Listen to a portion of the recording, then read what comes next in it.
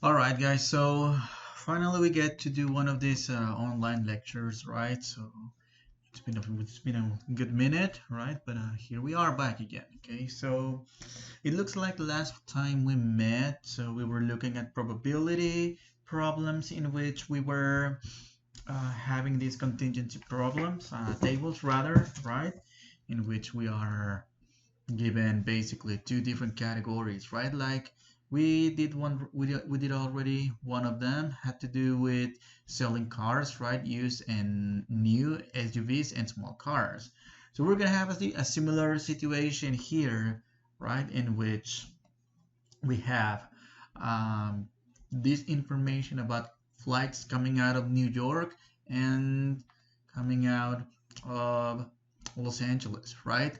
And those flights were recorded as early, exactly on time, and late. Okay, so number one, let's add the columns and add the rows. That's we find the totals. Okay, if we add the first column, we get to 15. If we add the second column, we get a total to 85. And if we add the first row, for the first row, we get 50 to 75 for the second row and 175 for the third row. And the grand total will be 500. Okay. All right, so in this case, we are still looking at conditional probability, right? So conditional probability, that is the probability of some event given another event occurred first, right? So let's see, and let's use our highlighters here. So let's calculate the probability that a late arriving flight originated in New York. All right. So which one happens first? In this case, the one that happens first, right, it's the flight coming late, right? Coming late. And let me highlight that with, oh, wait a minute. Yeah, that happens first, right? Arriving late. And let's label this event A, okay? And then let's highlight with a different color the other, okay, originated from New York, okay, that's B, okay? So number one, as we did in class, let your event, right? So let the event A be late, and let the event B coming from New York, right? So we are going to find the probability, right, of event B provided A occurs, right? In other words, the probability that a flight originated in work given that it is late, right? So because in this case, a late arriving, that's already given, right? So that happens first. That's why that's the first of the first event, right? It's not like the other questions we have looked at in which the first event is written at the end of the sentence. So here the wording matters and it could be a little bit tricky. Now, what is the formula to find that probability? Is the intersection divided by the probability of A, of the first event, right? Okay, so what about the intersection? So the intersection between late and New York, right? The intersection between late and New York will be 60, right? So it will be 60 divided by 500, and then divide this by the probability of A, that a flight is late. So add up all the late ones, right? Which is 180. 0.75 out of 500. If we use a calculator, we should get 0.343. All right, that's what we get. All right, let's look at another example. All right, so let's calculate the probability that a flight originating in Los Angeles, right, arrived at its destination on time.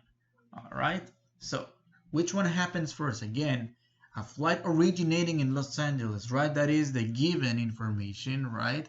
So let's highlight that in originating in Los Angeles, arrives its destination on time, right? So this is event A, and this is on time means event B. Okay, so let's write them down. A equals LA,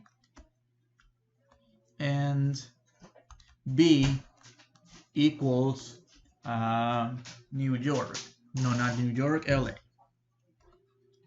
Wait a minute, not LA, that's on time.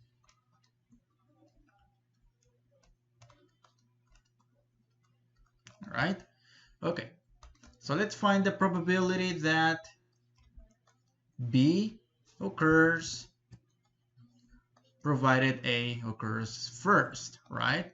So in this case, probability that the flight is on time given that it originated in LA, right? So we look for the intersection, right? And divided by the probability of A. All right, so let's see. So the intersection between LA and on time, let me scroll up a little bit. Okay, the intersection between LA, right, and on time, we find that it is 150. Okay, 150 out of 500 divided by the probability of the event A, that is LA. So how many total flights are out of LA? A total of 285. All right, 285 out of 500. All right, and if we use a calculator, we get a total of 0.526. That's the probability that a flight that originates in Los Angeles possibly gets its destination on time. All right, let's look at letter C. The probability that a flight originating in New York, all right, so that's the first event, originating in New York, arrive its destination early. Okay, let's label this as the first event, and let's label this as the second event, B. Oops, not the highlighter, rather this color, B. All right, so A, New York, B, early. So the probability that B happens given A already happens first, right? So it's going to be the probability of the intersection divided by the probability of A, which is New York. Okay, let's look at the intersection between New York and early. Okay, so between New York, all right, and we use a different color, and early, the intersection is 30, right? The intersection is 30, so 30 out of 500 divided by all early flights. No, all New York flights, rather, all New York flights, which is 215, all right? 215. All right, and this will give us a total of, using the calculator, 0.140. Okay, that's our final answer here. All right. Okay, so that's another example in which we use conditional probability. That's basically the last topic we covered the last time we met in the classroom, right? So now let's move on to another topic, which is the multiplication rule for probability. However, for this case, we are going to consider the case in which the events are dependent, right? So how are we going to set this probability? All right, so we are, for example, we are going to have situations in which let's see, here I have a few markers. I have two blue, I have three purple right here, right? I have blue, purple, I have red, three red. Okay, so I'm going to randomly choose. Okay, let me add more colors. I have, and let me see if I have enough green. Okay, I have green. So I have green, I have purple and blue. Okay, so this is what's gonna happen. If I choose, right, so I have a total of 1, 2, 3, 4, 5, 6, 7, 8, 9, 10, 11 markers, right? I have 11 markers here, right? And out of the 11 markers, 3 are red, 4 are purple, 2 are blue, 2 are green. Okay, if I choose only one without replacing, right, the probability of choosing rather a green marker is going to be 1 out of 11, right? However, if I do a second marker, yeah, let's say the probability of getting a red one, I have 3 red ones, but I no longer have 11 markers, so now I have 10. So it's going to be 3 because I have 3 red ones out of 11, right? And notice I'm not replacing them, right?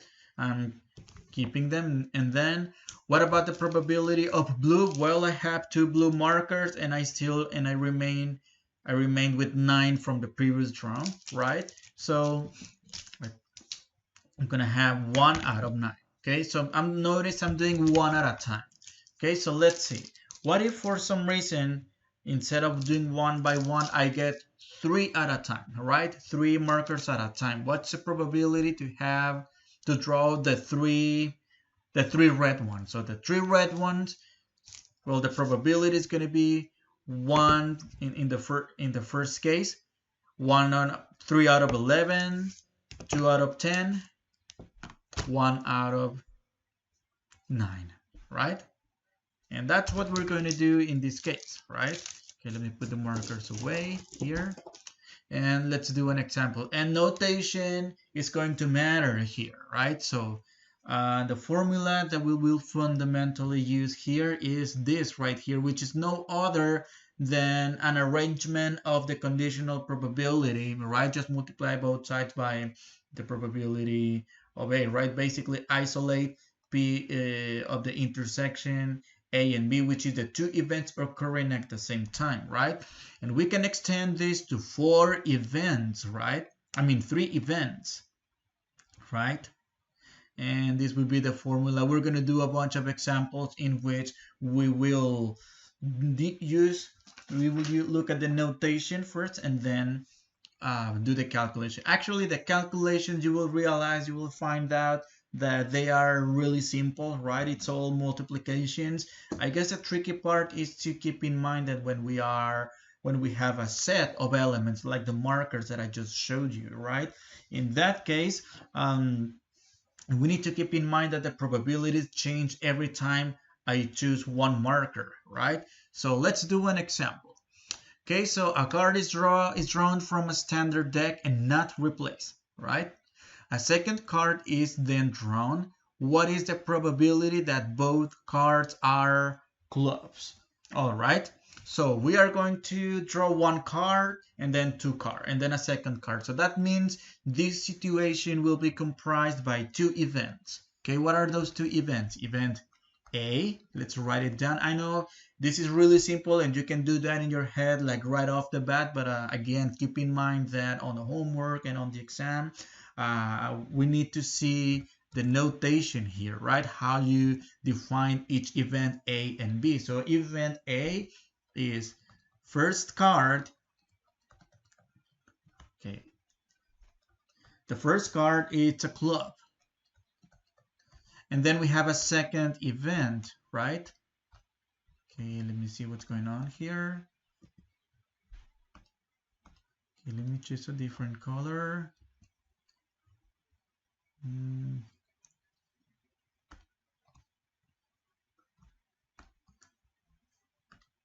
Event B is second card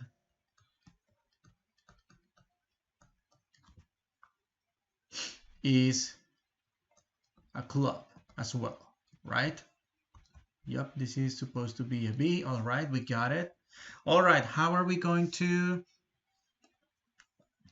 write this probability? So we are going to look for the probability, right, that these two events, two clubs, club and club, happens simultaneously, right? So in words, right, we will be writing this as P club given another club already happened, and that's the probability of getting a club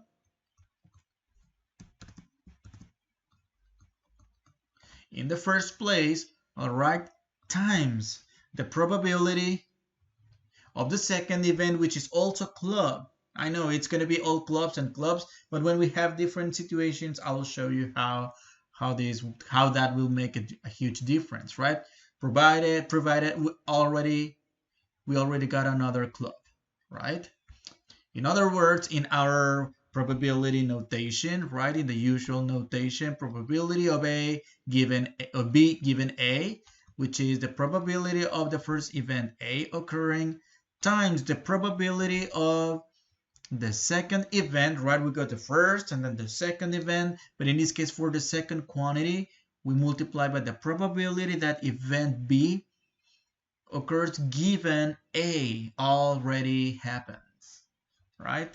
And in this case, well, now this is where we need to understand how do we work with playing cards, right? So a deck of cards consists of 13 clubs, right? It has 13 clubs, so this will be 13 out of 52, right? But if the first card is club, so we used to have 13 clubs. Now for the second card, we have 12 out of the new total of cards. So we no longer have 52 because keep the following thing in mind. We are not replacing, we're not putting the cards back into the deck, right?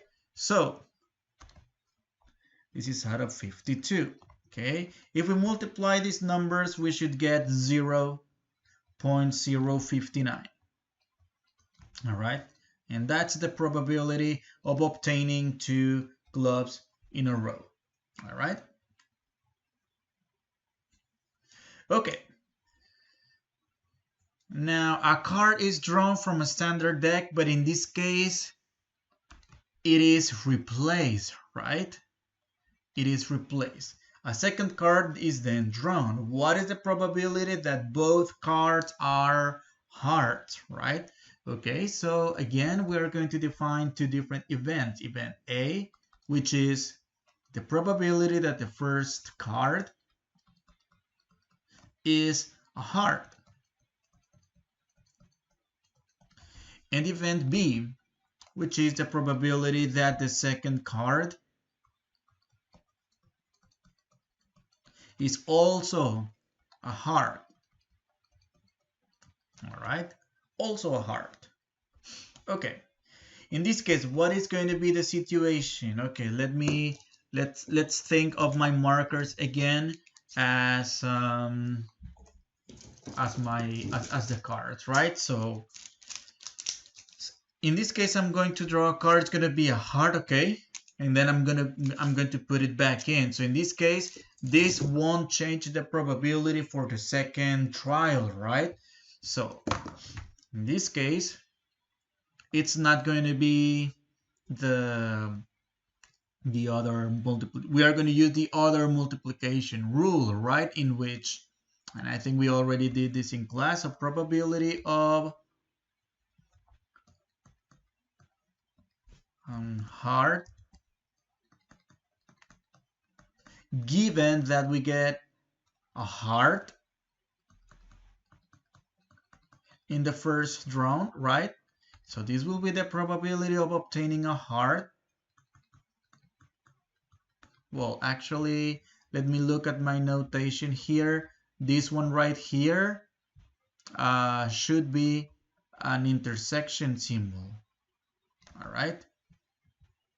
This one right here should be an intersection symbol. Heart and heart, not given. So the given should be for the second, the other side of the equation, right? P heart.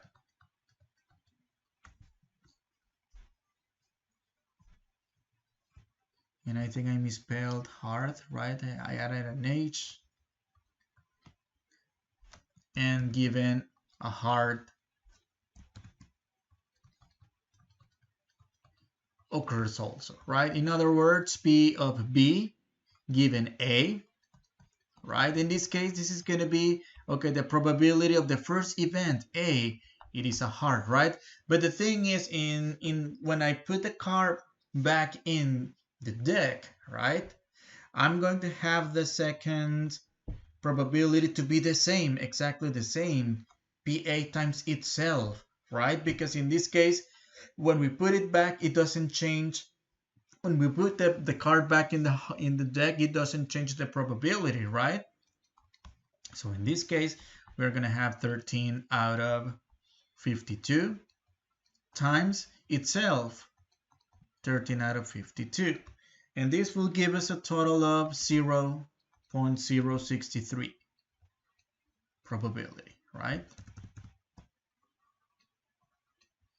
Let's box our final answer, right? So that's one example, right? Okay, let's look at an example in another situation, right?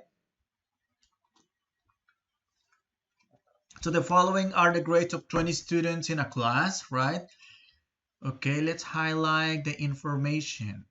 7 students earn an A. 10 students earned a B. And 3 students earned a C, all right? So 7 plus 10, that's 17 plus 3, that's a total of 20, all right? Okay, now, 3 students are selected without replacement, right? So without replacement, without taking them back to the group, right? Let's say they are called for a survey, for example, right? So if they choose them randomly without replacement, okay, what is the probability that all 3 students earn an A? All right, let's define this using 3 different colors. All right, the first event A, okay, earn an A, right? The second event B earned a B.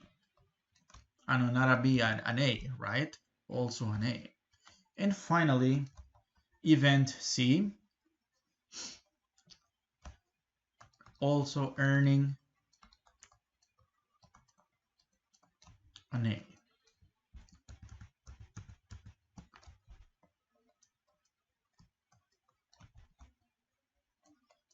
Okay. Okay, let's write down the expression, right? So we want to find the probability that the 3 events happened at the same time. That is A intersection B intersection C, right? equals, okay, the first event is the probability of A, right? The first event, the student chosen randomly getting an A.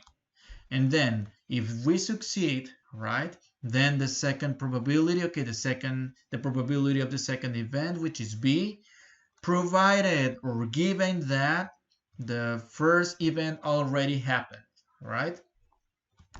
And then we have a third event, the probability of the third event C, right? The third event C, provided A and B already occurred in the first two trials, right? So what is the probability of that, right? What is the probability? Okay, so if there are 7 students, right, who got an A in the class, right? So we are gonna have a 7 out of 20, right? But in this case, we are not replacing them, right? So the second probability will be now we are remaining with 6 students getting an A, but out of the total, we no longer have 20, we have 19 times 5 over 18, right? So that's the 3 events. So let's multiply these probabilities using a calculator. We get 0.031, right?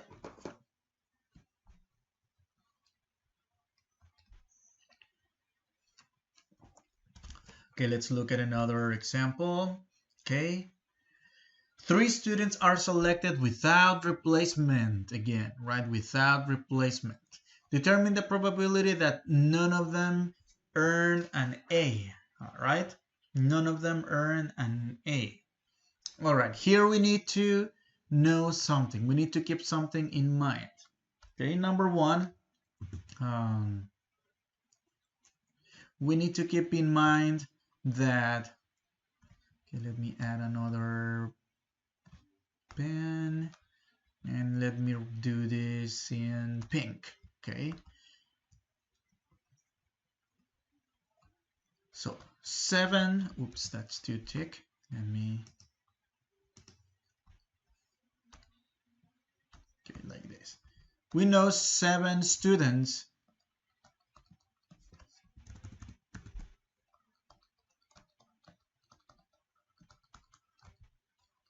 earned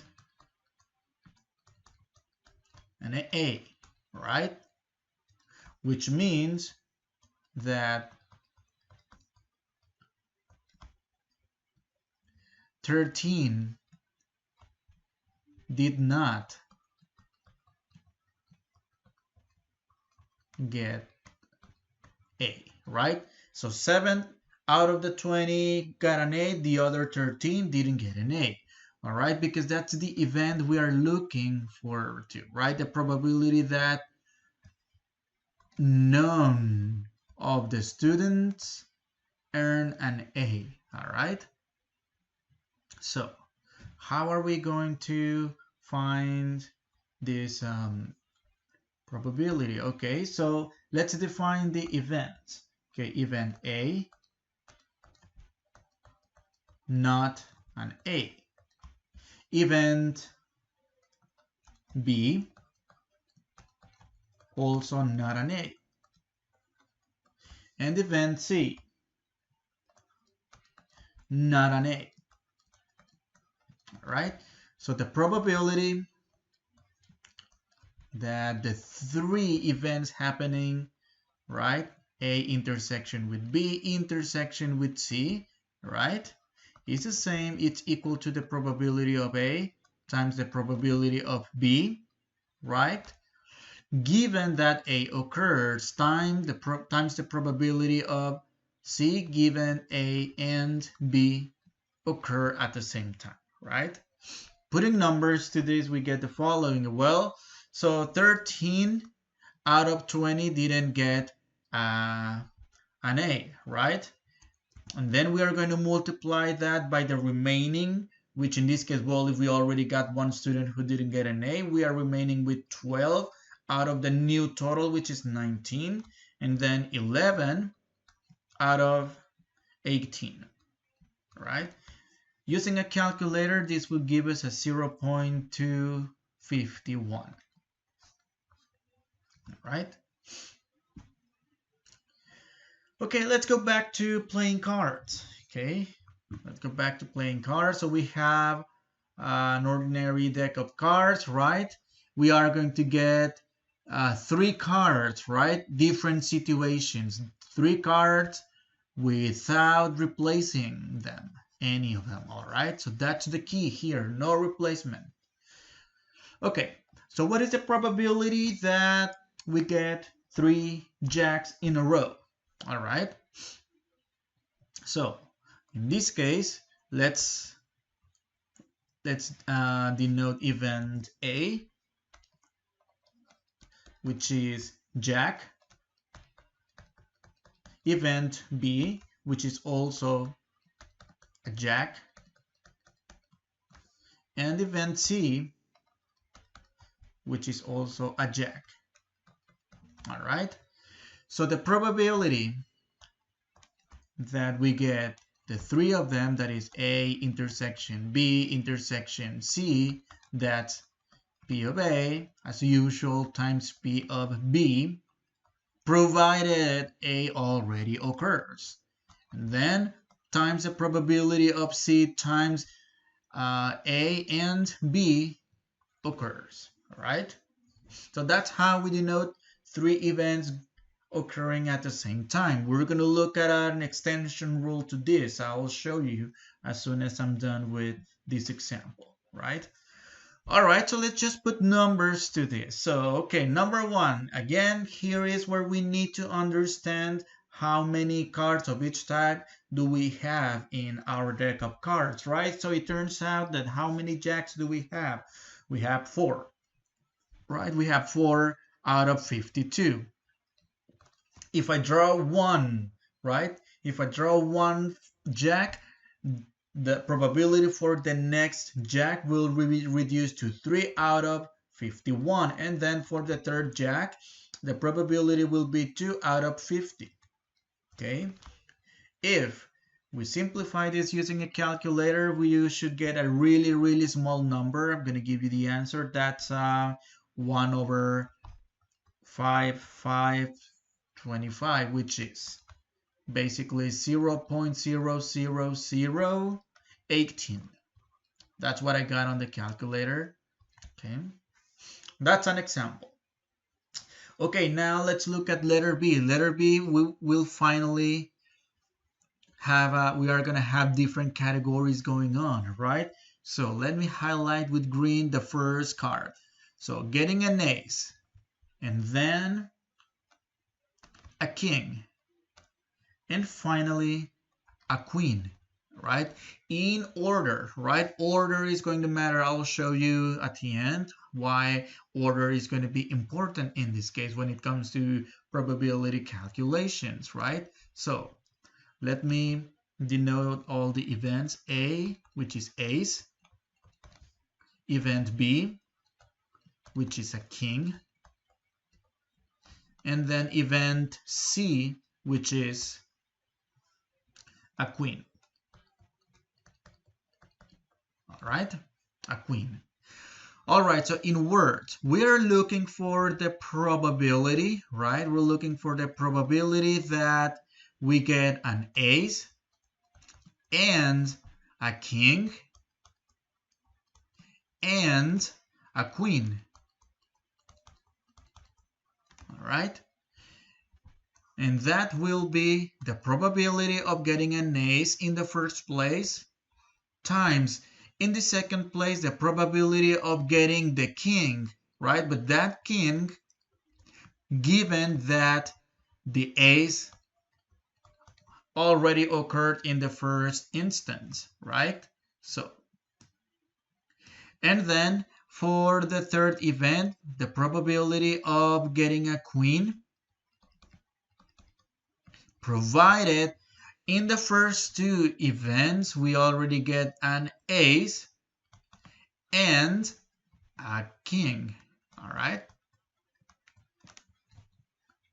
Okay, now let's put this in terms of our usual symbols A, B, and C. So you are not required to do all these words. All these words is just to illustrate you how are we really doing in words. Right now in mathematical symbols, all we do is P of A and B and C equals the probability of A times the probability of B given that A occurs first times the probability of C given that both A and B already occurred in the first two places. Okay, so let's see, probability of getting an ace. How many aces do we have? All right, in the deck of cards. So we have 4 aces out of 52. Okay, the second event, notice in this case aces and kings are two different categories of cards, right? So how many kings? We haven't drawn any king, right? So we still have our 4 kings, but what changes in this case is the denominator, which is the total of cards, 51 this time. Okay, times the third event, which is a totally different type of cards, which is a queen. How many queens do we have? 4. 4 queens, and in this case add up 50. If we multiply these two numbers together, I don't have the fraction, I just have the the decimal is 0.00004. 8, I believe. I can read my paper. I don't know if it's an 8 or a 5 or a 3, but it's not going to make a huge difference, okay? And that's final answer. All right. Now, let's look at another example. Okay, so the probability of getting in this order, all right? Probability of getting a club, oops, a spade, and a heart. All right, and a heart. All right. A, let's denote the event, which is a club. B, which is a spade. And C, which is a heart. All right. So we are looking for probability. I'm not going to write club, spade, heart. I'm just going to write, well, I think I'm going to do it. Okay. Probability, right? We're looking for the probability of getting a club and a spade and a heart. All right, that's going to be the probability of getting in the first place a club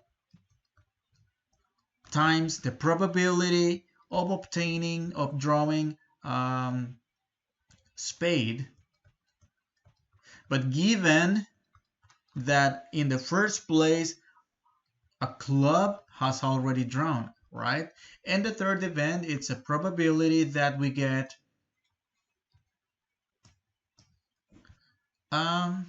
heart, right? Given that we already got a club and a spade in the first place, right? In the first and second places. Okay, so that's in words. That's the probability we want to compute in words, right? Okay, let's put it in mathematical symbols. A, in terms of the events A, B, and C, all right?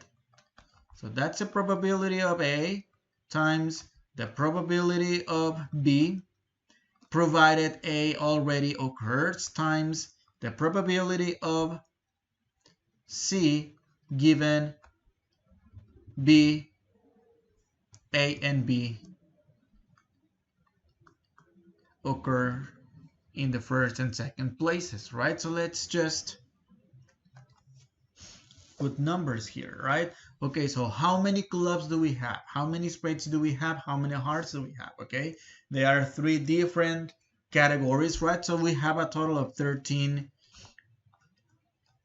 of 13 clubs, right? The next card that we want to obtain is a spade. So the fact that the second that we get us a spade, the number of spades, it's not getting affected by the number of clubs, but it gets affected by the number of total cards, which is now 51. And finally, 13 out of 50 for the number of hearts.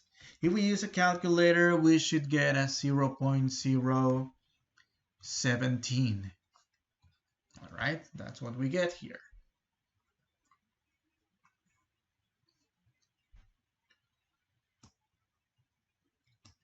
Okay, let's look at the probability of getting 3 clubs.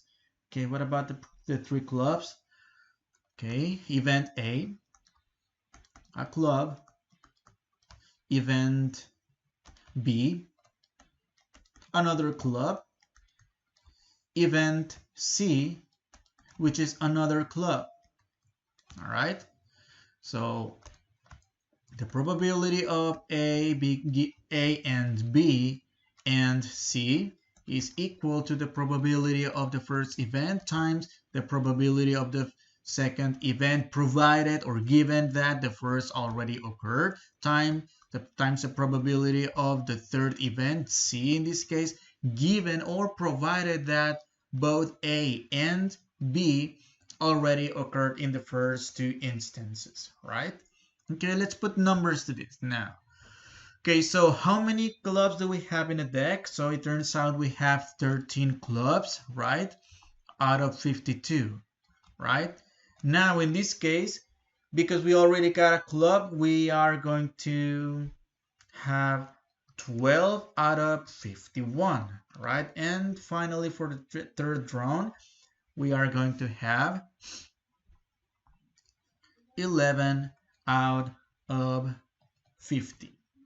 And if we use a calculator for this, right, we're going to get the following 0.013. All right, so that's the probability of getting 3 clubs in that order, right? Let's see. Okay, let me generalize before moving on to the next topic, which is probability trees, right? What if we have the following situation? All right, let's say find the probability, right? Probability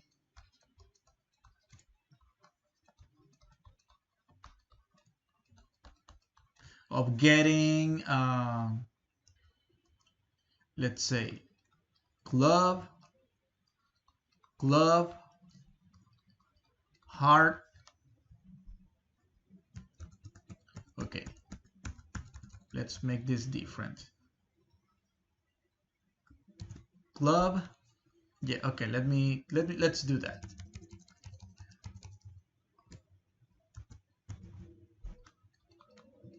Heart and spade.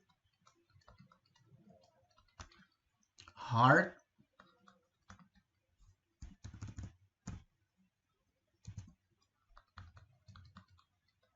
and spade. Notice in this case we have 5 events. I'm not going to do the calculation, but rather how do we denote this event? Let's call this A, B, event C, D, E, and F. And in this case, probability of obtaining this sequence in order, right? Order matters. So how do we denote this? Okay, so we're looking for the probability, right, that the 6 events occur, right? That is A and B and C and D and E and E and F. All right, so we are going to have to multiply the probability of event A times the probability of the second event B, given the first event A already occurred. The third event, as usual, P of C given A and B already occurred. But now, what about the fourth, the fifth, and the sixth event? How do we denote them? Okay, so let's keep going. The probability of event D given that A and B and C already occurred. Times, now let's look at the 1, 2, 3, 4, the fifth event. Probability of E, right? Provided that A and B and C and D occur, right? Finally, times the probability of event F given that for all previous 5 events, A and B and C and D and E already occurred. Yes, the formula would look huge, right? So this would be how we would denote the probability of a sequence of 6 events, right?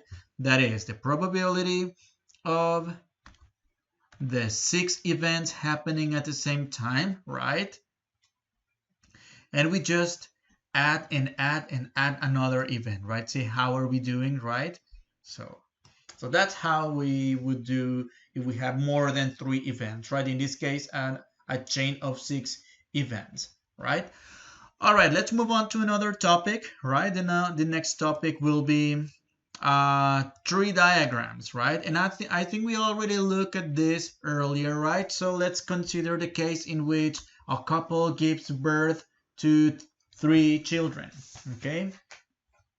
All right, in, I don't know, maybe in a year, and then a year after or 2 years after, there's another kid coming up, and then the third kid after maybe 1 again, or 2 years, I don't know, whatever, right? That doesn't matter. The thing is, we are going to find probabilities, right, to get certain sequence or certain desired sequence or number of children, right? Either boy or girl. Okay, so we are going to look at the first case, right?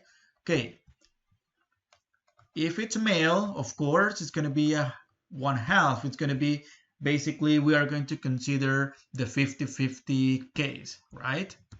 Okay, let me use blue for male and pink for female. All right, and then so this is the probability on the first birth, right? 50-50 or half and half for boy or girl. Now, this is the second, right? So this was the first, and then this is the second birth, right? We are going to have essentially the same probabilities, 1/2 for boy or male and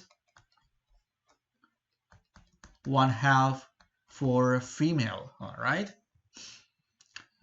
On the second branch, we're going to have a 1/2 probability for male and 1/2 probability for female. Okay, now let's go with the third birth, right? The third birth will be same, right? 1/2 for male, 1/2 for female. 1/2 for male, 1/2 for male, 1/2 for male, right? And 1/2 for female, right? Okay, so let's see. Now the next thing to define here is the sequences, right? So if we go, okay, let me highlight. I will highlight first and then I will erase the highlight. Okay, so we're gonna have the first sequence, male, male, male. All right, male, male, male. This will be male, male, male, right? this will be 1/2 times 1/2 times 1/2. We multiply the probabilities. This will give us 1/8, right? Now let me look at the second sequence. Male, male, male, female, right? That will be our second sequence. Male, male, male, female, right? That will be 1/2 times 1/2 times 1/2, right? We just multiply the probabilities for each branch consecutively, right? And not surprisingly, this is going to give us a 1/8 again, right? Okay, the third sequence, let's define the third sequence. Male, female, male, right? Okay, let me unhighlight that. This will be male, female, male. So 1/2 times 1/2 times 1/2, it's going to give me 1/8 again, right? It looks like all of them are going to give us 1/8, but still we need to define all the sequences, right? So let's see, let's look at the next sequence. Okay, I'm going to use a different highlighter. Male, female, female, right? That's going to be our sequence, okay? Male, female, female. So male, female, female, that's also a 1/8. It's not going to be the same for other situations, and we will see another situation on the next page, right? So let's highlight the next probability. So this will be, let's see. Now we're going to go down with female, male, male, right? Female, male, male. And not surprisingly, 1/8. The next sequence, female, male, female, all right? And that's going to give us, so female, male, female. And there's 2 more to go, right? There's 2 more to go. Female, female, male, all right?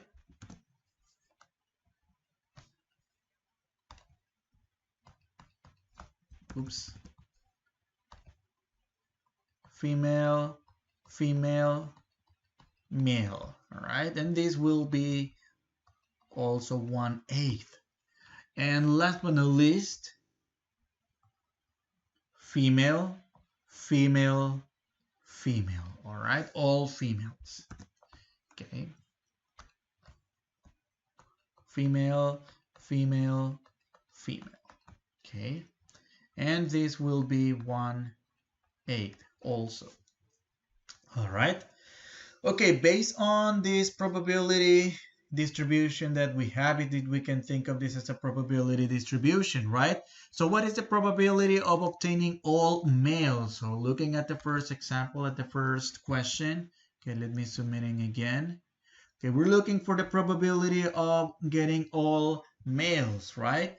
So all we have to do is look at the probability that has the 3 males, and it turns out there's no other possibility in this case, right? So let's just go down here, right? And just write as our final answer 1/8, all right? Okay, what is the probability that we get exactly 1 male? But be careful here, because in this case, there's different possibilities in which we get exactly 1 male, all right? So let me highlight all of them. Okay, not the first one, because the first one has 3 males, not the second or the third, because the second and the third have 2 males, but the fourth one, right? And the fifth one, the sixth one, and the 7th one. So we need to add those 3 probabilities, right? Using symbols, we can do the following. We're going to do the following. The probability of getting male, female, female, plus the probability of getting male, oh, no, not male, female, male, female, and finally the probability of obtaining female, female, male, right? In this case, we are going to add 1/8 plus 1/8 plus 1/8.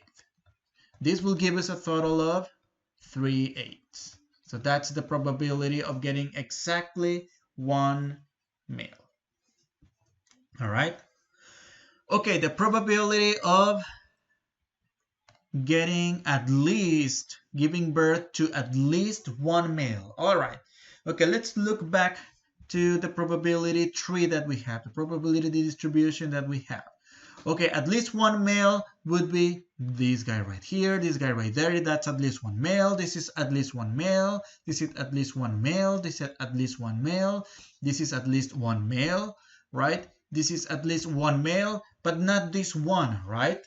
Okay, the thing is, well, in this case, it's easy to add those numbers, right? This is going to give us a total of 7/8. However, in other situations in which we're going to look at a problem like this, it's not going to be that easy. So what do?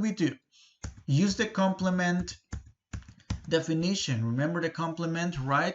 So let's write it as the probability of having at least one male. That will be 1, which is the total probability that we may get, and subtract the probability of obtaining none of the males. But none of the males is the same as saying 3 females. All right. Now, the probability of obtaining all females is also 1/8. So this is going to be 7/8. This is how we get the 7/8. Okay. Okay, the probability of obtaining at least 2 males. That is, at least 2 males is 2 males or 3 males, right? If we remember the other notation, P of 2 males, right? Or 3 males. That's the same as saying the probability of 2 males plus the probability of 3 males. And if we had overlaps, remember we subtract the overlaps. However, in this case, the branches do not overlap, right? So all we do is the probability of the 2 males, right? The probability of the 2 males plus the probability of the 3 males. Let's find out how many of those do we have. Okay, so the probability of 3 males, right?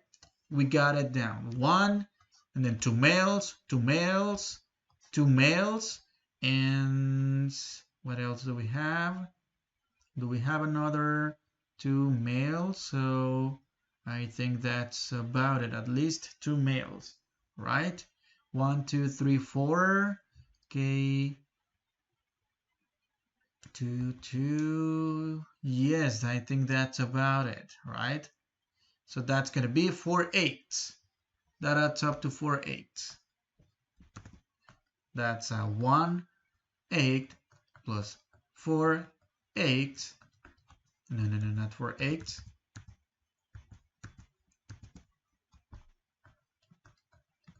Equals 4/8, which is 1/2, right? So there's a 50% probability that get either 2 or 3, right?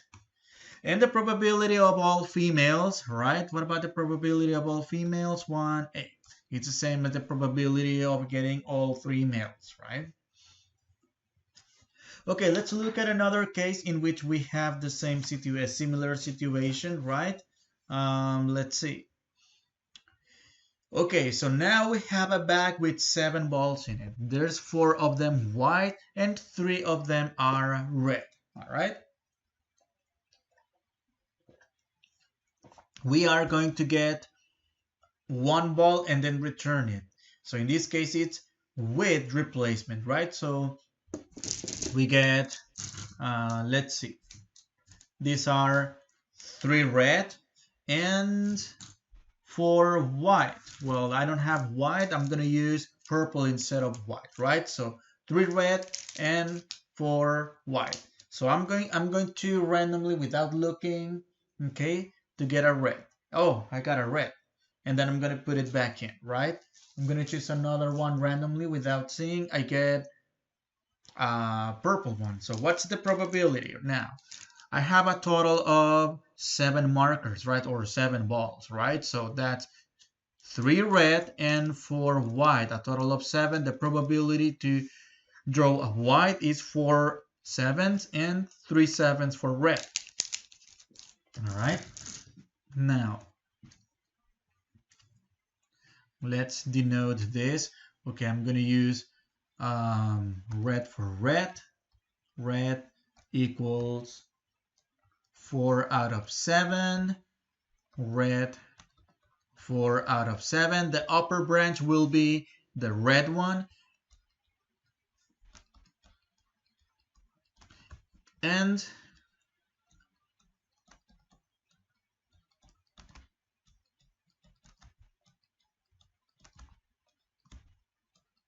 the lower branch will be the white one, right? So let's change. I'm going to use green for white. 3 out of 7. 3 out of 7.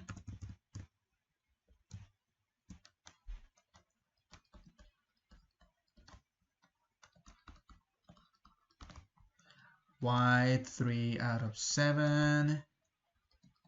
3 out of 7. And 3 out of 7. All right. Okay. So number 1, let's define the sequences that we are going to get here. So here I'm going to run out of space. So let me write it down again. Okay. So the first sequence will be the following. Red, red, red. Right? Okay, again, let's highlight red, red, red. And then the second sequence, red, red, white. Red, red,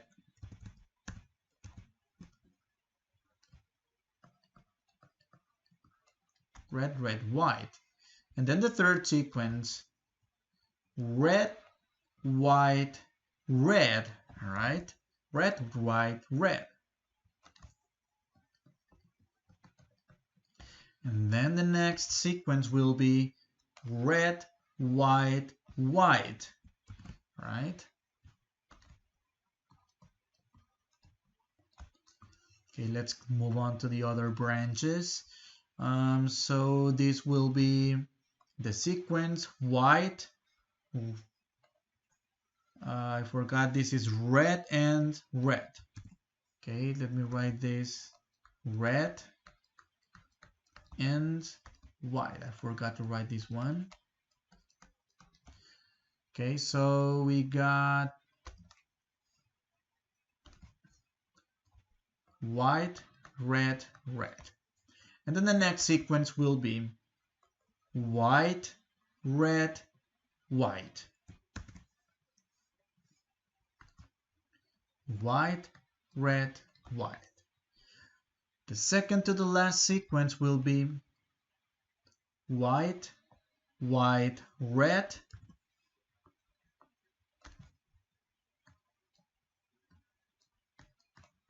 And the last sequence, white, white, white. Basically all white, right? So white, white, white. Okay, let's find the probability for each branch, okay? So in this case, we're going to multiply 4 sevens times 4 sevens times 4 sevens. This will give us 64. Let's leave it like this, 64 out of 343. Well, in fact, it's not like we can simplify this any further, right? So we can keep it like this. And then multiply the probabilities for sevens. For sevens, but in this case, 3 sevens. All right. Then we are going to multiply the following probabilities, okay? 4 sevens, 3 sevens, 4 sevens.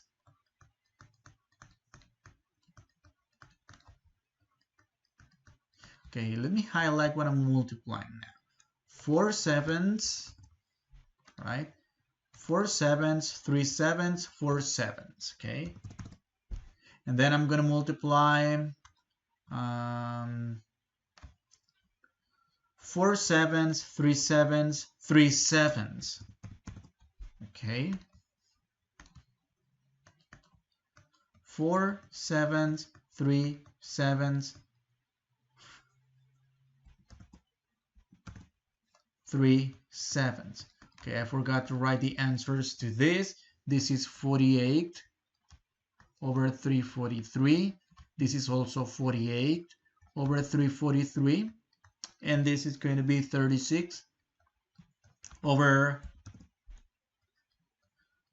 343. And then the next sequence will be, let me highlight that. It's 3 sevens times 4 sevens times 4 sevens. 3 sevens, 4 sevens, 4 sevens, right? So that's going to give us a total of 48, 3 over 343.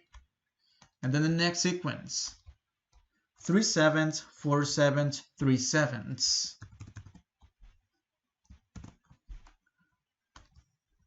3 sevens, 4 sevens, 3 sevens. And this will be 36 divided by 343. Okay. The next sequence will be 3 sevens, 3 sevens, 4 sevens. That's white, white, red. So 3 sevens times 3 sevens times 4 sevens. That's going to be 36 over 343. And last but not least, let's add the last sequence, 3 sevens, 3 sevens, 3 sevens. 3 sevens times 3 sevens times 3 sevens, which is 27 divided by 343. Okay, yes, no, not in this case, we cannot simplify anything further. All right, the thing is, if we add these results right here, 64, 30, 43, all these numbers that I'm highlighting, that is the result of multiplying by for each brand, you should get a total of 1 in this case. Oops, this one. The sum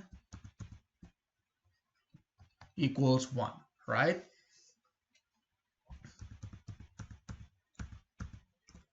Okay, so let's look for the probability that we get all red, the sequence all red. Okay, let's look at the probability tree, and all red is right here. Oh, I should have used a contrasting color, blue. Okay, this is much better.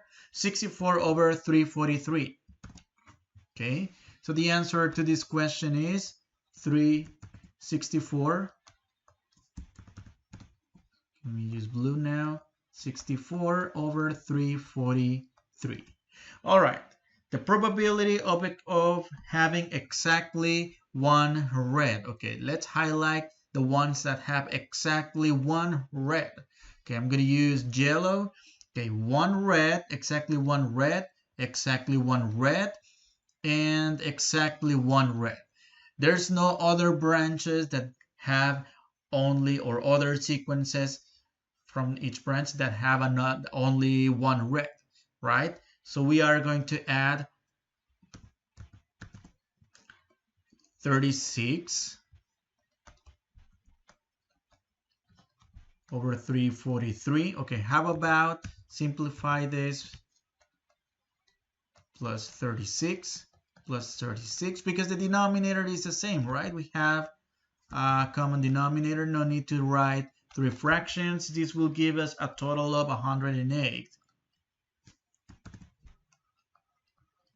over 343. All right. Okay, the probability of drawing the sequence. Let's see, one or less reds. All right. So first of all, let's redefine what one or less reds means. Okay. So the probability of one red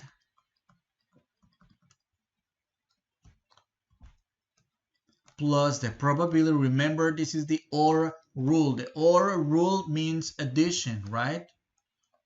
Let me circle the OR and let me highlight the OR with the relation to the addition property, right? So probability of one red, right? That is exactly one red plus the probability of less red. Well, what is less than one red? Well, in this case is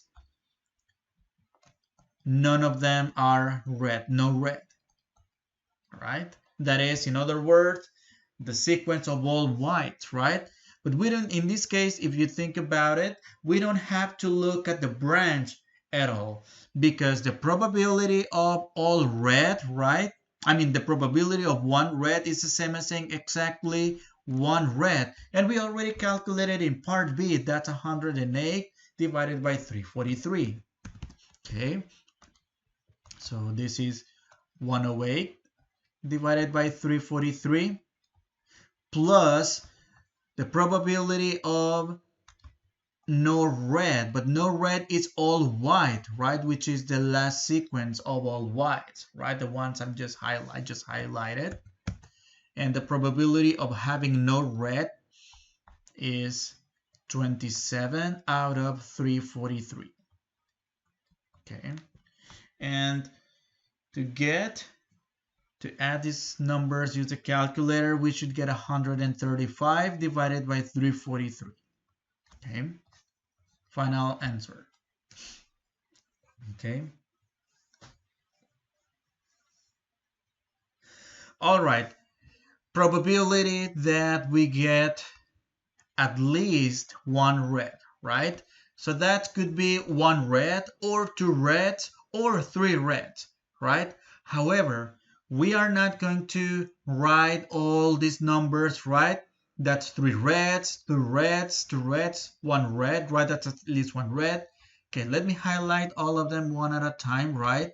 This is at least one red. This is also at least one red. This is also at least one red. This is also at least one red. This is also at least one red. And this is also at least one red. And this is also at least one red. However, the last one is not one red, right? Doesn't have any reds at all. So what are we going to do? So to be honest, I don't want to rewrite all these numbers, right? I don't want to rewrite all those numbers and then get tired of doing all that in the calculator. So how about using the complement rule, just very similar to what we did in the previous problem, right? So that will be 1 minus the probability of getting no red, right? And the probability of getting no reds is 27 over 343, right? And if we combine these two numbers, we should get 316 divided by 343. All right. Okay, what about the next example, part E? Same example, part E, probability of getting exactly two reds. Okay, let's look at the branches. Which of them have exactly, not at least, not at most, right? But exactly two reds. I have one, I have two, and I have three with two reds, right? Okay. So all we have to do for that part is just add, just like part B, add 48 3 times, right? So 48 plus 48 plus 48 divided by 343. That equals to 144 divided by 343. All right. Okay. Letter F. Letter F, at least 2 reds. What does at least 2 reds mean? Okay, let's break it down into 2 pieces. At least 2 red means the probability of 2 reds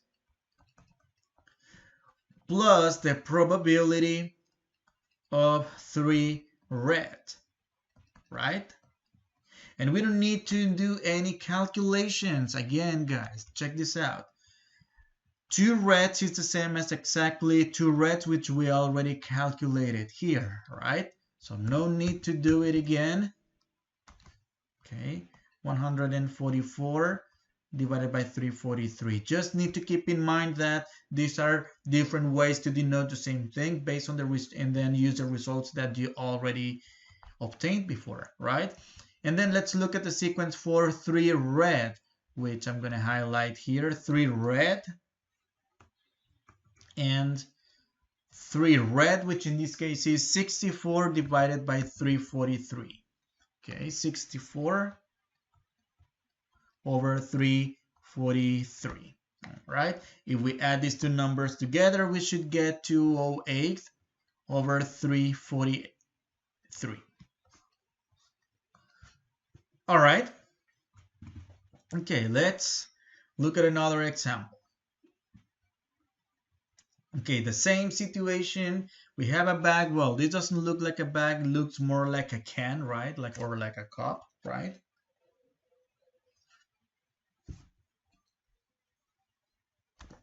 But in that cup, we have the same 7 balls. 4 of them are white, 3 of them are red. But in this case, without replacing them, right? Okay. The picture is going to look different to help us out with the probabilities and the number of balls that we have of each color, right? So we are going to begin with, let me see the colors I used before. Okay, red and white. All right. So we are going to begin with 4 red and 3 white. Okay, I'm going to go up with red and down with white, all right? So if I draw 1 red, I'm going to end up with 3 reds, but the same 3 whites. If in the third row I get another red, I'm going to end up with 2 reds and 3 whites, all right? If on the second row, instead of getting a red, I get a white, I'm going to get the 3 red and 2 white, all right?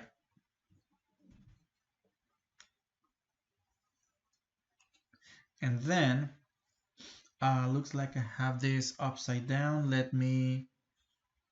No, wait a minute. It's 4 white and 3 red. Let me fix all this. Hold on. Whoops. Okay, let me do that again. So this will be 4 white, 3 red. This is 3 white. This is 2 white. And then 3 red, 3 red. And then on this one right here, we are going to have the 3 white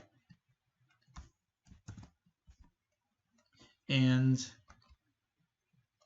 2 red. All right. On the second branch, okay, let's go to the second branch. If we draw a red one, I'm going to have 4 white, no, not 4 white. Oh yeah, the 4 white and 2 red ones, right? And then over here, if on the next draw I draw a white, I'm going to have 3 white and 2 red. And the very last one, And this is what are we going to happen. We are going to have um, 4 white and only 1 red. Okay, only 1 red. All right, let's put probabilities, right?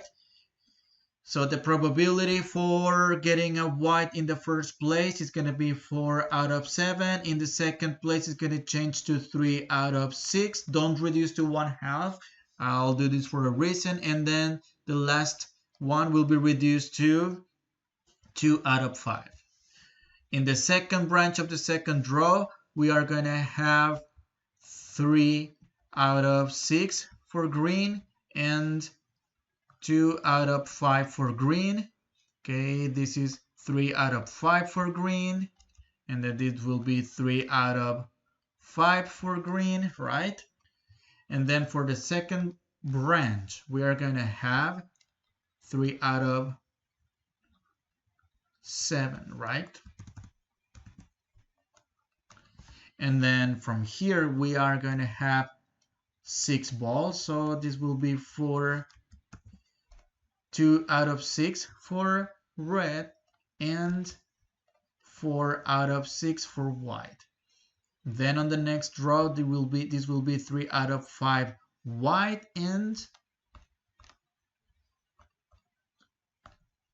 2 out of 5 red. Then 4 out of 5 white and finally 1 out of 5 red. Okay, so let's multiply all these probabilities. And guys, yes, this is going to take a while. Okay, so I'm going to do the first sequence. Okay, let me highlight. This will be white, white, white, right? So I'm going to use white, white, white. Okay, and this will be 4 sevenths times 3 sixths times 2 fifths. This will give us a total of 24 out of 210. I know these are both even numbers and we can reduce them, but don't reduce them. Keep them like this, okay? Because it will be later a little bit hard again to find LCDs and then combine fractions together. All right, so the next sequence will be white, white, red, right? So white, white, red. And then the probabilities will be 4 sevenths, 3 sixths, let me highlight them, 4 sevenths, 3 sixths, and 3 fifths. Okay. 4 sevenths, 3 sixths, and 3 fifths. This will give us a total of 36 out of 210 divided by 210. The next sequence, white, red, white, right? White, red, white. And this will be the product of the following probabilities: 4 sevenths, 3 sixths, 3 fifths. 4 sevenths, 3 sixths, 3 fifths, right? And this will give us, again, 36 out of 210. And again, don't reduce the fractions. Okay, let's look at the next sequence. Okay.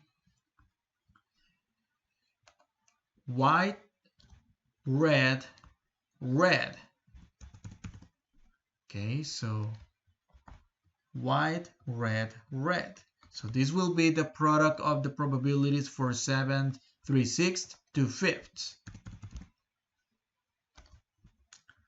4 sevenths, 3 sixths, 2 fifths.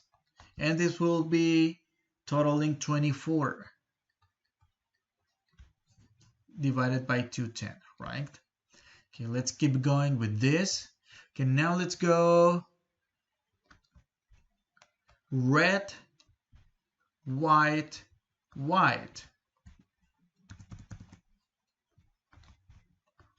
red, white, white. And the probabilities will be 3/7, 4/6, 3/5. 3/7, 4/6, 3/5. If we multiply those three fractions, we get 36 out of 210. All right. Then we're going to do red, white, red.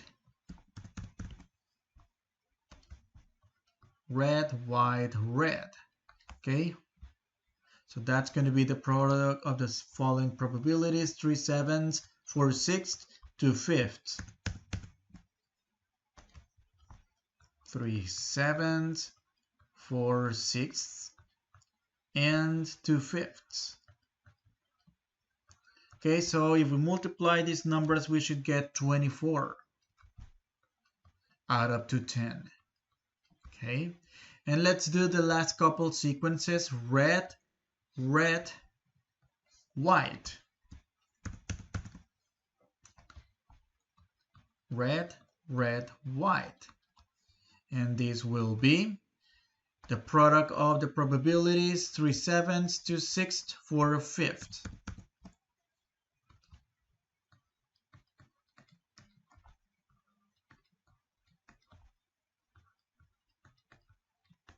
And this will be 24 over 210. Okay.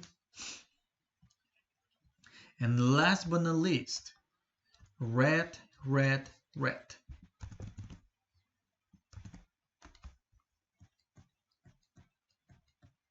And this will be the product of the probabilities: 3/7, 2/6, and 1/5.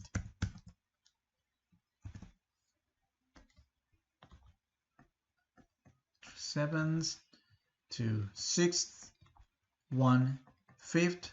If we multiply this, we get 6 over 210. Now, if you add all these probabilities right here, it should add up to 1, right? Okay, now we're ready to answer the following question. So what's the probability to get all white? Okay, let's look at the branch. There's only one branch that all of them are white, right? Is this one right here, right? Which is no other than 24 divided by 210. All right? Getting exactly one white. Okay, let's see. Exactly one white. Okay, so for one white, we have the following: one white, and one white. So we add 24 over to 10 3 times, right? So, and we don't need to write the three fractions. We can write only one because we have the same denominator: 24 plus 24 plus 24. And that's divided by 210. And then we get, when we add this together, 72 divided by 210. All right. Okay. The probability of obtaining at most one white. What do we mean by at most one white? Okay. By at most one white, we mean the probability of no white plus the probability of only one white.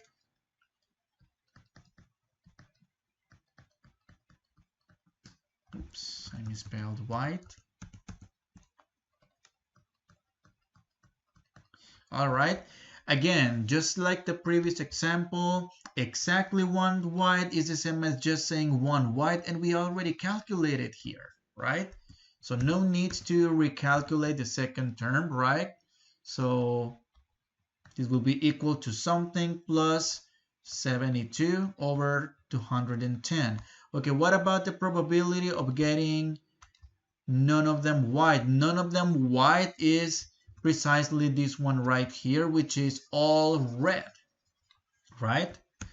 That's none of them wide, and that's only 6 divided by 210. All right, and if we add those two numbers together, we get 78 divided by 210. Okay, it's fine. I know at this point we could reduce the fractions. Let's not reduce them. All we want to understand is how to solve the problem, not how. We're not learning how to simplify fractions together, right?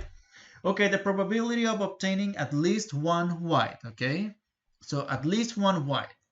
Okay, just the same way with the previous case, right? Okay, this is at least one white, at least one white, at least one white. All of them that are that I am highlighting have at least one white.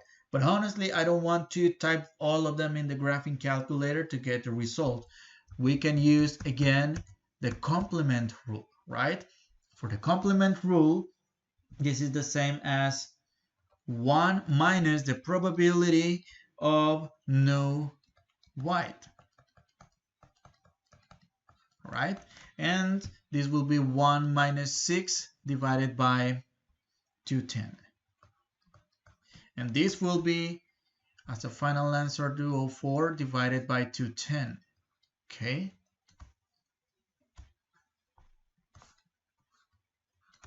All right, probability that at least 2 are white. What do we mean by at least 2 are white?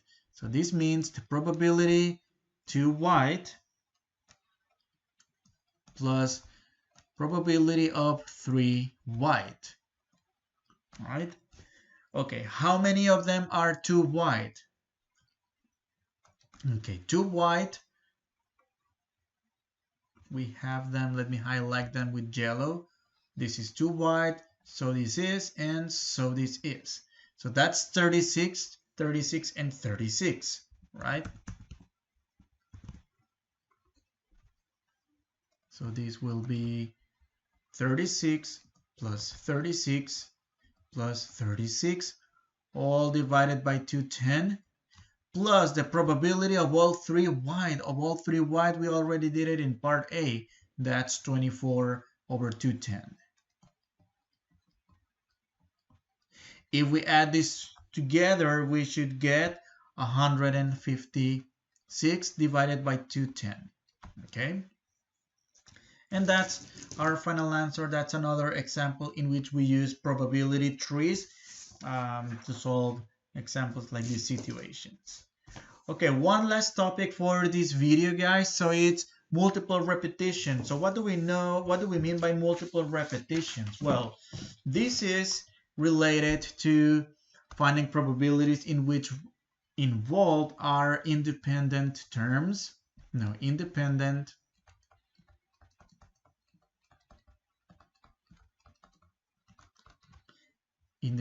events with the same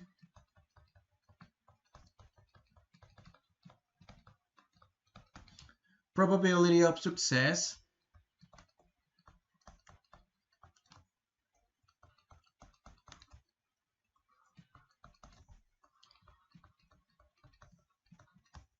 for each trial.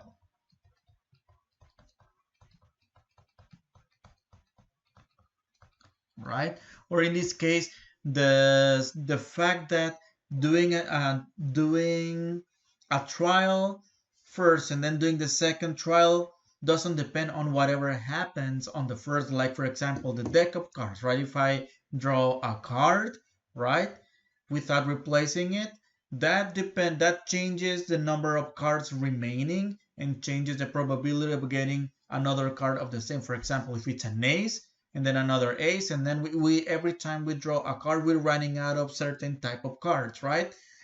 Situations in which we use this multiple repetitions, and I'm gonna give you a formula. I'm kind of made it up. It's not an official formula. This is P, the probability of getting n successes equal to the probability of success raised to the n number of repetitions. Okay, how are we going to work with this formula? For example, we have a coin, right? If I flip a coin, and then the probabilities, the two possible outcomes are heads or tails, right? So if I flip it one time, let's say I get a head, right? And then I flip it a second time, whatever I get on the second flip doesn't depend on what I got on the first flip, as opposed to the deck of cards, right? And same for the third flip, it doesn't depend on the first or the second, right? So let's look at an example. So a coin is flipped 4 times, right? So in this case, number of 4 trials, right? Okay, what's the probability that it will come up heads and tails? Well, in this case, they're not telling us the probability of heads, right? Because we know that the probability of heads or tails is 50-50 for a coin, right? So in this case, n equals 4 trials, and p, probability of success, right, is 1/2.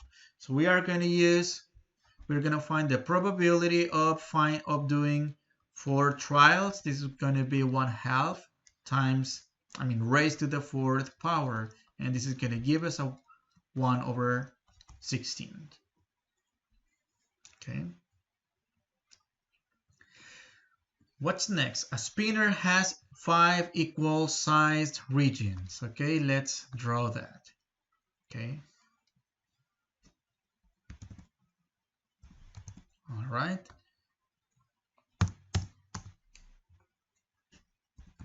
What's going on here? Okay, so I'm going to draw these 5 equal signs to the best of, because I can draw this very well. Okay, so 5 regions. 2 of them are red, right?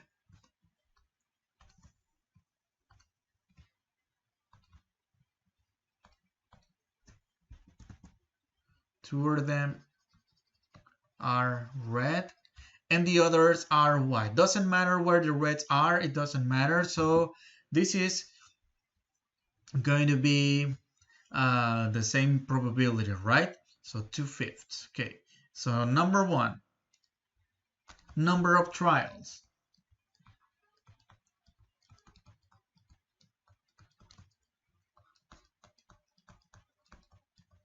That is n equals, okay, so a person spins it 3 times, right? What is the probability that it comes up a red all 3 times? So in this case, n, the number of trials is 3, and the probability of success,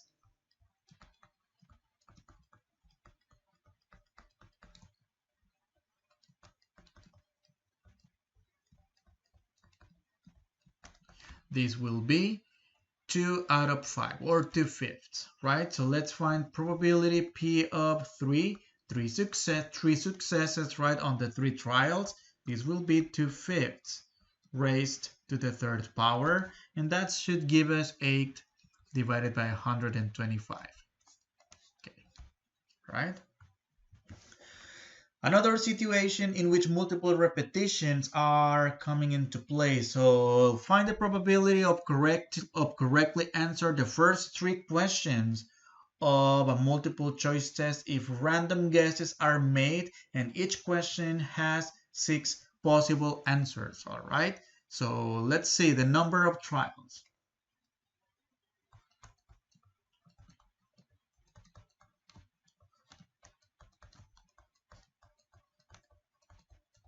The number of trials is n equals 3. That's 3 questions.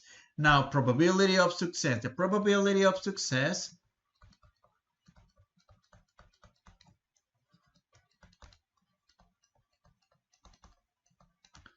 will be the probability of getting it correct. Well, if each question has 6 possible answers, only one, here we are assuming only one is correct, right? So the probability of success will be 1/6, 1/6, right? So the probability of getting the 3 correct, right, will be 1/6, which is the probability of success to the third power, and this is 1 over 216. All right. Okay, guys, so this is the end of the video, right? So on the next video, I'm gonna go over the next topic, which is gonna be counting principles, right? Counting principles, and we're gonna look at combinations, permutations, and permutations with repetitions, permutations with no repetition, permutation. We are gonna look at different situations, right? To count elements in a set. So in the meantime, that's it for today and for this video, I mean, and I'll see you in the following video. Okay, see you.